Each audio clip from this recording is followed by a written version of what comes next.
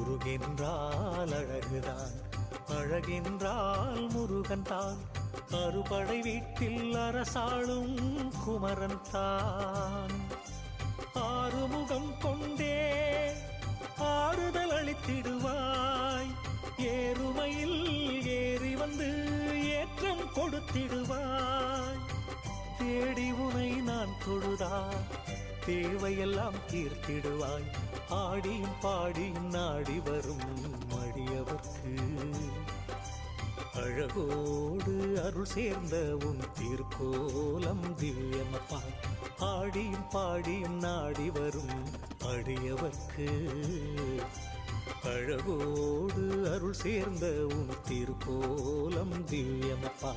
முருகென்றால் அழகுதான், அழகென்றால் முருகன் தான்.